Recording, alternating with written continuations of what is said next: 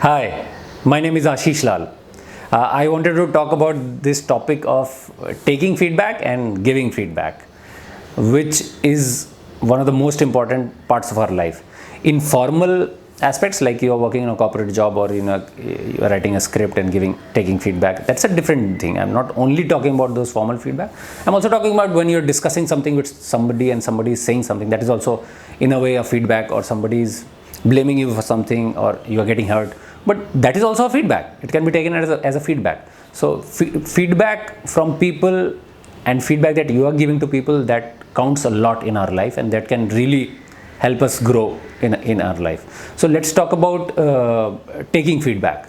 When you take feedback, the issue that arises, that I have seen again and again, it arises with me, it arises, I've seen with many other people, that we are attached to what we think is correct, and therefore we are not open-minded to something else. This is something that is called confirmation bias. It's like I have a bias that my opinion is correct, and whatever my opinion is, and then I confirm that bias by reading articles, listening to things, everything that confirms that bias. That's why it's called confirmation bias. So if I suppose believe in God, I'll only read articles and things that establish that there is God. If I don't believe in God, I will only read about things that does not establish God, and therefore the feedback never works if somebody is giving feedback on that. So it's very important that you don't be so attached to your work. It's easy said than done, but only then we can take feedback from people. Now it seems that it's so simple. Yeah, somebody is giving feedback, don't be attached to that work and then incorporate the feedback. No, it does not work like that. For example, I'll tell you, I'm a writer also. So when I write a script, I send it to say 20 people. So I remember a case when I had sent it to 20 people, 12 of them had loved it completely with few errors. Some of them had found it flawless. 3 of them had hated it. It's like completely bullshit. They didn't like it at all.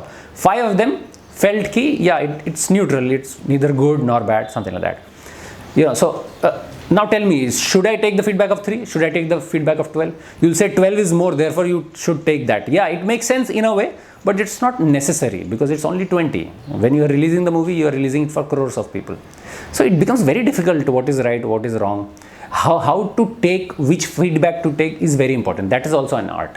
And sometimes we want to incorporate everything, and it is not possible because somebody is saying completely loved, somebody is saying completely hated. How will you change it?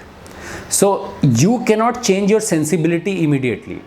As per your sensibility at that particular moment, be open to all the ideas and see what can be incorporated as per your sensibility and what cannot be incorporated as per your sensibility. Finally, you have to live the life, you have to make that film, you have to write that project, or you have to do day-to-day activities based on what you believe in, right? So it is you who will decide. You have the right to decide, and you should decide in that way. You cannot take everybody's, you cannot incorporate everybody's feedback. Now the second aspect is of giving feedback. Now there is also an attachment in when people give feedback. Now when you are giving feedback, there is a certain kind of ego that I am giving feedback, therefore my feedback should be incorporated. Like in the case I told you, so 3 people did not like at all, and I told one of the guys that it is very interesting to see completely opposite views to the same script. Somebody liking it completely, finding it flawless, and somebody not liking it completely. And I remember that person, he's a great guy, I'm not saying something negative about it, but that person really got offended. He said, this is not the way to take feedback. You should learn to take feedback and then incorporate it. You're not open to taking feedback and incorporating whatever feedback I'm giving. I could have also been given a balanced view. I could have given the positive and negatives and so on and so forth, but I was very honest about what I felt. So it's really bad. He got really upset, and we almost had a discussion on this, which was a little heated about it. So I didn't say that I'm not incorporating your feedback or I'm incorporating your feedback. I just said that it is interesting to see whether this that one person does not like at all and one person likes it completely. Now so what is the problem? The problem is not only with that person, it is with me also, with everybody that we have. When we give feedback, we think that if somebody is not incorporating the feedback, that means that person is not open-minded. Why? Where does this come from? This comes from a superiority complex. This comes from a thought that what I think is right, nothing else is right. If I am saying this, if I am giving feedback, if I have been asked for a feedback and I am giving feedback, you have to incorporate the feedback. Now, how can I incorporate 180-degree feedback? Both the feedback, how can I incorporate? And there are many people who think that if they criticize, they are being honest. And if they praise, they are not being honest. And there are times where this happens, but this is not a fact. This is not always. So you are basically questioning the honesty of everybody who else liked the script.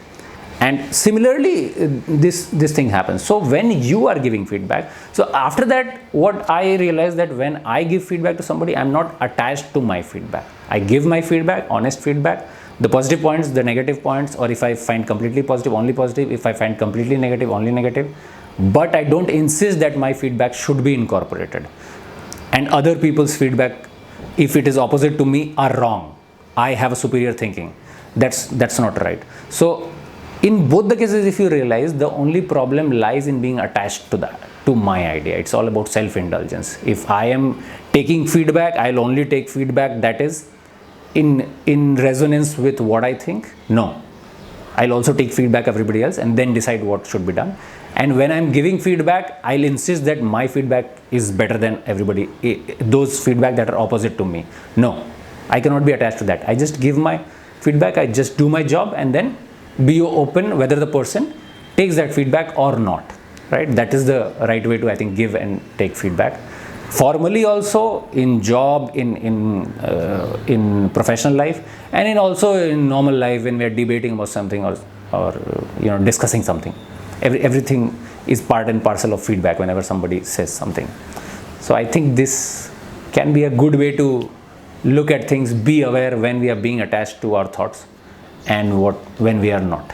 So more the awareness, less will be the attachment, and better will be our understanding of what is right and what is wrong for us. Thank you so much.